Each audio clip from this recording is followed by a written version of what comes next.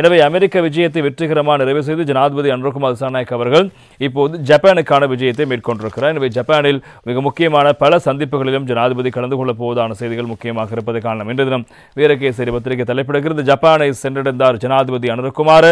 வெளிவிவகார அமைச்சின் உயர் அதிகாரிகள் அமோக வரவேற்பு என்பதாக அந்த செய்திக்கு தலைப்பிடப்படுகிறது. ஜப்பான் அரசாங்கத்தின் அழைப்பின் பேரில் ஜப்பானுக்கு உத்தியோகபூர்வ விஜயம் மேற்கொண்டுள்ள ஜனாதிபதி அனுரகுமார் திசாநாயக்க நேற்று முற்பகல் ஜப்பானின் ஒசாகா நகரில் உள்ள கன்சாய் சர்வதேச விமான நிலையத்தை சென்றடைந்திருக்கிறார். அங்கு இலங்கைக்கான ஜப்பானிய தூதுவர் அகியோ ஜமோதா, ஜப்பானுக்கான இலங்கை தூதுவர் பேராசிரியர் பிவித்துரு ஜனகுமார் சிங் மற்றும் ஜப்பான் வெளிவிவகார அமைச்சின் உயர் அதிகாரிகள் ஜனாதிபதிக்கு அமோக வரவேற்று வழங்கியிருக்கிறார்கள்.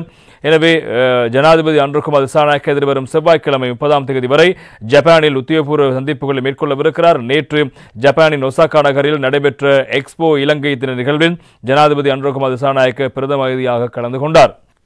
இலங்கை சுற்றுலா ஊக்குவிப்பு பணியகம் ஜப்பானில் உள்ள இலங்கை தூதரகம் இணைந்து இந்த நிகழ்வை ஏற்பாடு செய்துள்ளன.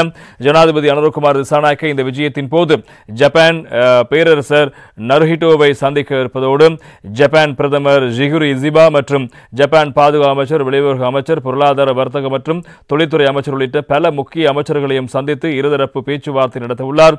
மேலும் இலங்கை மற்றும் ஜப்பான் வர்த்தக சபைகள் இணைந்து டோக்கியோவில் ஏற்பாடு செய்துள்ள இலங்கை முதலீட்டு மன்றத்திலும் ஜனாதிபதி பங்கேற்கவிருப்பதாக ஜனாதிபதியினுடைய இந்த ஜப்பான் விஜயம் தொடர்பான செய்திகளும் பிரதானமாக இடம்பெடுத்திருப்பது நாங்கள் காணலாம். எனவே இலங்கை விவகாரம் இப்போது சர்வதேசமயப்படுத்தப்பட்ட விவகாரமாக மாறியிருக்கிறது.